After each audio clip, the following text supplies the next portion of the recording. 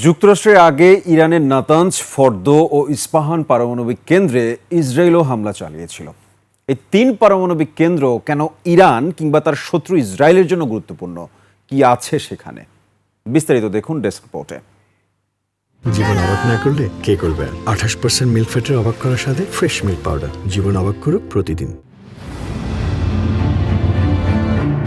যে পরম আদরে নিজের পরমাণু স্থাপনাগুলোকে আগলে রেখে কর্মসূচি চালিয়ে যাচ্ছে ইরান, সেগুলোতে ইসরায়েল ও যুক্তরাষ্ট্র সফল হামলার দাবি করলেও ক্ষতি হবার তেমন কিছুই হয়নি বলে দাবি করেছে তেহরান। স্যাটেলাইট ছবি ও বিশ্লেষণে দেখা গেছে নাতাঞ্জের পাইলট ফুয়েল এনরিচমেন্ট প্ল্যান্টের উপরিভাগ ধ্বংস হয়ে গেছে। এই কেন্দ্রটি 2003 সাল থেকে চালু হয়েছে। ইরান এখানে 60% পর্যন্ত ইউরেনিয়াম সমৃদ্ধ করছিল বলে আন্তর্জাতিক আণবিক শক্তি সংস্থা IAEA জানিয়েছে। ইসরায়েলের হামলার সময় 2 মার্কিন কর্মকর্তা জানিয়েছিলেন, এই হামলায় নিচের স্তরে যেখানে সেন্ট্রিফিউজ রাখা হয় সেখানকার বিদ্যুৎ সংযোগ বিচ্ছিন্ন হয়ে যায়। যেহেতু স্থাপনাগুলোর বড় অংশই ভূগর্ভে, তাই বিদ্যুৎ বিচ্ছিন্ন করাই সেখানে কার্যকর হামলার প্রধান কৌশল ছিল। ফোর্দো স্থাপনাটি সম্পর্কে এখনও অনেক তথ্যই অজানা। এটি কম নামের একটি শহরের কাছাকাছি অবস্থিত।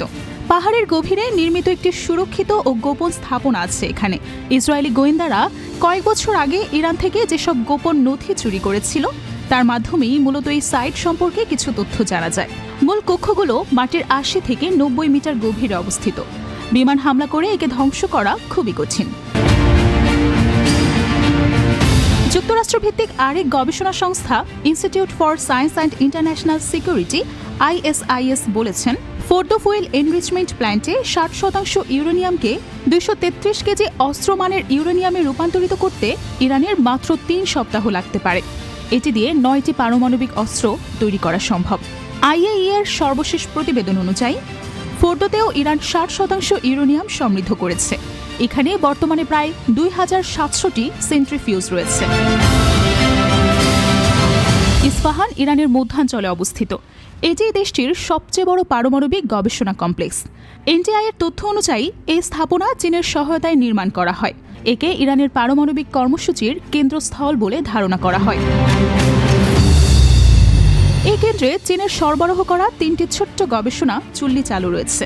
সেই সঙ্গে এখানে একটি কনভার্সন ফ্যাসিলিটি, একটি জ্বালানি উৎপাদন কেন্দ্র, একটি জিরকোনিয়াম ক্ল্যাডিং কারখানা এবং আরও কিছু প্রযুক্তি স্থাপনা ও গবেষণাগার রয়েছে বলে জানিয়েছে NTI। Desk report, 21 television.